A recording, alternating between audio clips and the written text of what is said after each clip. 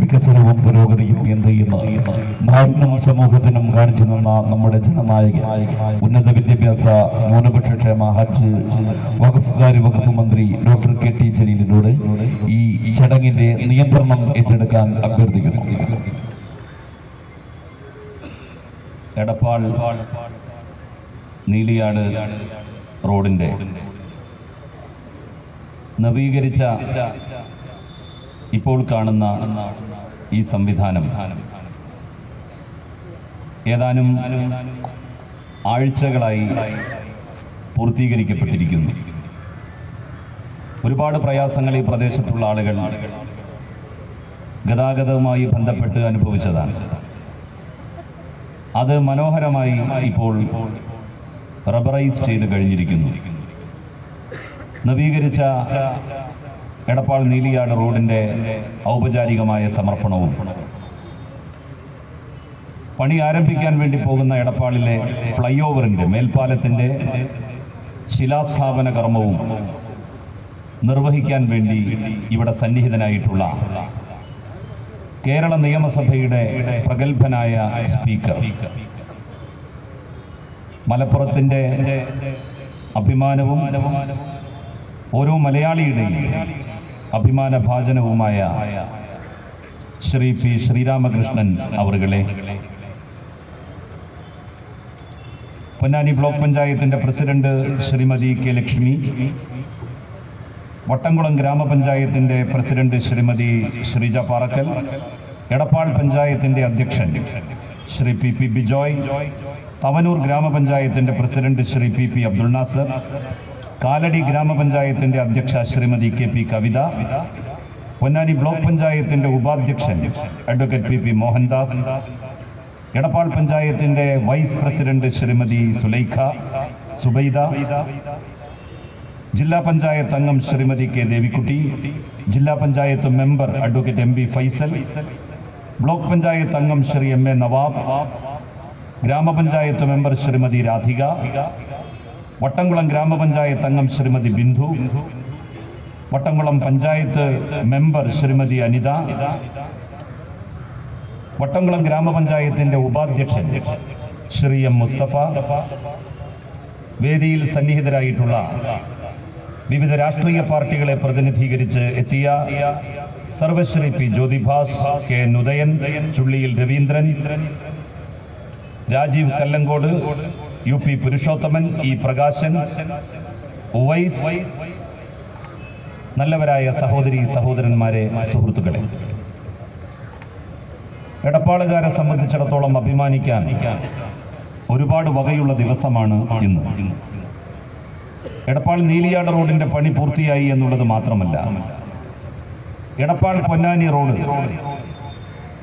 Edappal Neeliyad road പോലെ തന്നെ വീതി കൂട്ടി മനോഹരമായി റബ്ബറൈസ് ചെയ്യാൻ വേണ്ടി പോവുകയാണ്. അതിന്റെ ഔപചാരികമായിട്ടുള്ള പ്രവൃത്തി ഉദ്ഘാടനം ഇന്ന് നടക്കുന്നില്ല. എടപ്പാൾ മേൽപ്പാലം കഴിഞ്ഞ സർക്കാരിന്റെ കാലത്ത് ഈ പ്രദേശത്തിന്റെ ജനപ്രതിനിധി എന്നുള്ള നിലയിൽ അത്തരമൊരു പ്രപ്പോസൽ സമർപ്പിച്ചു. ഒരു പൈസ പോലും അതിനുവേണ്ടി ആ ഗവൺമെന്റ് അനുവദിച്ചില്ല. സർക്കാർ മാറി വന്നു. 13.5 കോടി രൂപയാണ് മേൽപ്പാലത്തിന് വേണ്ടി ഈ ഗവൺമെന്റ് അനുവദിച്ചത്. ഒരുപാട് സാങ്കേതിക കുരുക്കുകൾ ഒഴിവാക്കി 1 ഇഞ്ച് സ്ഥലം പോലും അക്വയർ ചെയ്യാതെ എങ്ങനെ നമുക്ക് മേൽപ്പാലം ഉണ്ടാക്കാൻ കഴിയും എന്നാണ് നമ്മൾ ആലോചിച്ചത്. ആരെയും ഉപദ്രവിക്കാതെ ദ്രോഹിക്കാതെ മേൽപ്പാലം സാധ്യമാക്കാൻ വഴി കണ്ടെത്തിയതിനെ തുടർന്നാണ് നമുക്ക് മേൽപ്പാലം പ്രവൃത്തിയുമായി മുന്നോട്ട് പോകാൻ കഴിയുന്നത്. നിങ്ങൾക്കറിയാം, നടുവട്ടം കൂറ്റനാട് റോഡ് അതിമനോഹരമായി റബ്ബറൈസ് ചെയ്തു. നടുവട്ടം മുതൽ അയിലക്കാട് വഴി അത്താണി വരെയുള്ള ഭാഗവും റബ്ബറൈസ് ചെയ്തു. അത്താണി ചമ്രവട്ടം റോഡിന്റെ റബ്ബറൈസ് പ്രവൃത്തി ആരംഭിക്കുവാൻ വേണ്ടി പോകുന്നു. എടപ്പാൾ ഗവൺമെന്റ് ഹയർ സെക്കൻഡറി സ്കൂളിൽ 7 കോടി രൂപ ചെലവിട്ടുകൊണ്ട് ആധുനിക രീതിയിലുള്ള ഗ്രൗണ്ട് ഒരുങ്ങി വരികയാണ്. എടപ്പാൾ ഗവൺമെന്റ് ഹയർ സെക്കൻഡറി സ്കൂളിന് ഹയർ സെക്കൻഡറി ക്ലാസ് റൂമുകൾ ഉൾക്കൊള്ളുന്ന വലിയൊരു ബ്ലോക്ക് പണി പൂർത്തിയായി. ഇപ്പൊ വീണ്ടും ഒരു പുതിയ ബ്ലോക്കിന്റെ നിർമ്മാണത്തിന് വേണ്ടി ആവശ്യമായിട്ടുള്ള തുക അനുവദിച്ചിരിക്കുകയാണ്. എടപ്പാൾ അങ്ങാടിയിൽ നിന്ന് നോക്കിയാൽ കാണുന്നത് മാത്രമാണ് ഞാനിവിടെ പറഞ്ഞത്. ഏതാനും ദിവസങ്ങൾക്ക് മുൻപാണ് ഒളമ്പക്കടവ് പാലത്തിന്റെ പ്രവൃത്തി ആരംഭിച്ചത്. കോലളമ്പിനെയും മാറഞ്ചേരിയെയും ബന്ധിപ്പിക്കുന്ന കോൾ നിലത്തിലൂടെയുള്ള പാലമാണ് കോടികൾ ചെലവിട്ടുകൊണ്ട് അവിടെ വരാൻ വേണ്ടി പോകുന്നത്. ഒരുപാട് കാലത്തെ ആളുകളുടെ ആഗ്രഹങ്ങളാണ് ഇതൊക്കെ. യോഗ്യരായിട്ടുള്ള ജനപ്രതിനിധികൾ ഈ പ്രദേശങ്ങളിൽ വന്നപ്പോൾ ശ്രീ പിണറായി വിജയന്റെ നേതൃത്വത്തിലുള്ള സർക്കാർ അധികാരമേറ്റപ്പോൾ ഈ ദേശക്കാരുടെ സ്വപ്നങ്ങൾക്ക് ചിറകുകൾ മുളക്കുകയായിരുന്നു. ഓരോ പഞ്ചായത്തിലും സമാനമായിട്ടുള്ള പ്രവൃത്തികൾ നടന്നു വരികയാണ്. ഈ സർക്കാരിന്റെ കാലാവധി പൂർത്തിയാകുമ്പോൾ നമ്മൾ പറഞ്ഞ എല്ലാ കാര്യങ്ങളും ജനങ്ങൾക്ക് കൺമുന്നിൽ അനുഭവേദ്യമാക്കി കൊടുക്കാൻ സാധിക്കും. ബഹുമാന്യനായിട്ടുള്ള സ്പീക്കർക്കും വിനീതനായ എനിക്കും ആ കാര്യത്തിൽ ഒരു സന്ദേഹവുമില്ല. ചമ്രവട്ടം റെഗുലേറ്റർ കം ബ്രിഡ്ജിന്റെ ചോർച്ച നികത്തുന്നതിന് വേണ്ടിയിട്ടുള്ള പദ്ധതി അംഗീകരിക്കപ്പെട്ടു കഴിഞ്ഞു. അതിന്റെ പ്രവൃത്തി ആരംഭിക്കുന്നതിന് ചില സാങ്കേതിക തടസ്സങ്ങൾ കൂടിയുണ്ട്. അത് മാറ്റുന്നതിന് വേണ്ടി ബഹുമാന്യനായ സ്പീക്കറും ഞാനും മുൻകൈയെടുത്തുകൊണ്ട് ഒരു മീറ്റിംഗ് അടുത്തയാഴ്ച വിളിച്ചിട്ടുണ്ട്. ആ മീറ്റിംഗ് കഴിയുന്നതോടുകൂടി ടെൻഡർ പ്രവൃത്തിയിലേക്ക് നീങ്ങുവാൻ വേണ്ടി സാധിക്കും. അതോടുകൂടി ഒരു കുടിവെള്ള പദ്ധതിയുടെയും സഹായമില്ലാതെ നമുക്ക് വെള്ളം ലഭിക്കുന്ന സാഹചര്യവും സംജാതമാകും. 70 കോടി രൂപ ചെലവിട്ടുകൊണ്ട്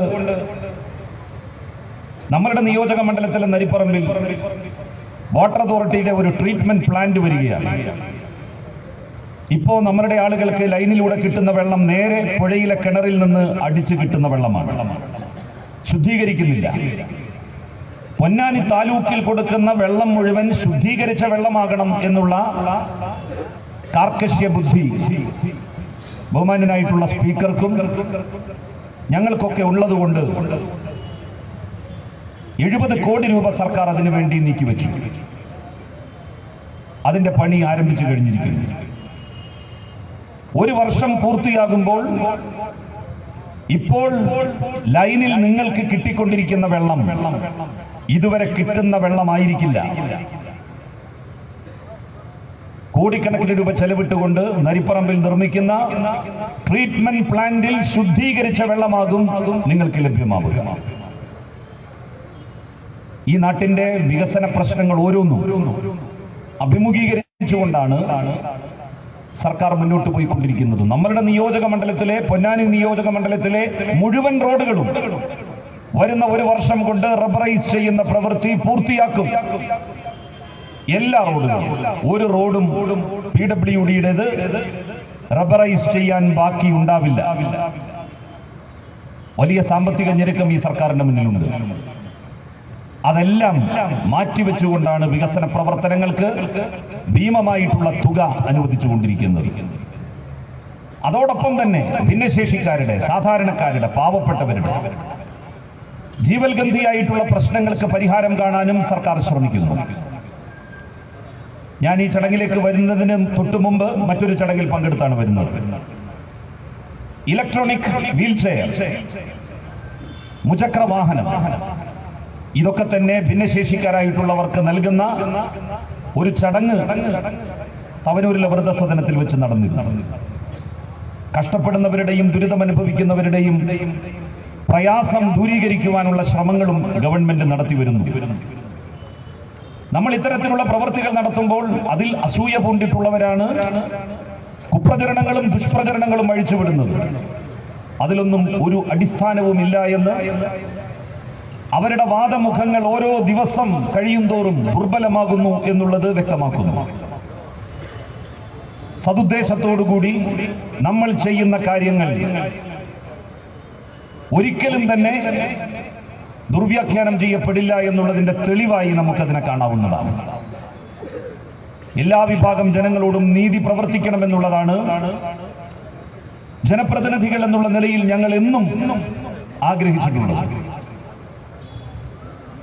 ആയിരക്കണക്കിന് അയ്യപ്പ ഭക്തന്മാർ വരുന്ന സ്ഥലമാണ് മിനി പമ്പ. എത്രയോ കാലമായി അയ്യപ്പ ഭക്തന്മാർ ശബരിമല തീർത്ഥാടനത്തിന് പോകുന്നു. ഇന്ന് നിങ്ങൾ അവിടെ ഒന്ന് ചെന്ന് നോക്ക്. MLA യുടെ ആസ്തി വികസന ഫണ്ടിൽ നിന്ന് 1.5 കോടി രൂപ ചെലവിട്ടുകൊണ്ടാണ് ഇന്ന് കാണുന്ന മിനി പമ്പ മനോഹരമാക്കി തീർത്തത്. എന്തിനാണത് ചെയ്യുന്നത് എന്ന് ചില ആളുകൾ ചോദിച്ചിട്ടുണ്ട്. ഒരു ജനപ്രതിനിധി ഒരു നാട്ടിലെ മുഴുവൻ ജനങ്ങളുടെയും ആവശ്യങ്ങൾ എന്ത് എന്നുള്ളത് മനസ്സിലാക്കി പ്രവർത്തിക്കേണ്ടവനാണ്.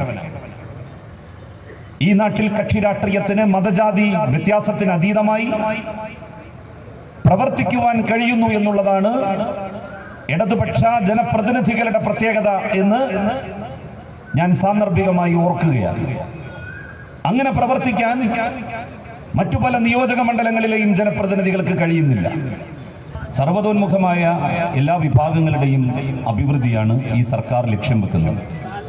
എല്ലാവരെയും ഒന്നായി കാണാൻ, ഒരു കണ്ണുകൊണ്ട് കാണാൻ സാധിക്കുന്ന സർക്കാരാണിത്. കേരളത്തെ ഒരു ക്യാൻവാസിൽ ഒരുമിച്ച് കാണാൻ കഴിയുന്ന ഗവൺമെന്റാണിത്. അതാണ് ഈ സർക്കാരിന്റെ പ്രത്യേകത എന്ന് സൂചിപ്പിച്ചുകൊണ്ട് വേദിയിൽ വട്ടംകുളം ഗ്രാമപഞ്ചായത്തിന്റെ ഉപാധ്യക്ഷ റാബിയ സന്നിഹിതയാണ്.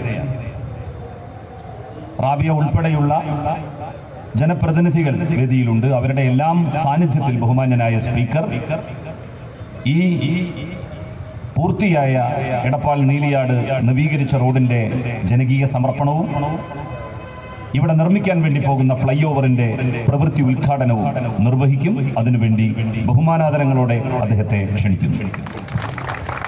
വർഷങ്ങളായി ഗതാഗതക്കുരുക്കിൽ വീർപ്പുമുട്ടുന്ന എടപ്പാൾ പട്ടണം ഇവിടെ മേൽപ്പാലം എന്ന സ്വപ്ന പദ്ധതി ഇവിടെ യാഥാർത്ഥ്യമാവാൻ പോവുകയാണ്.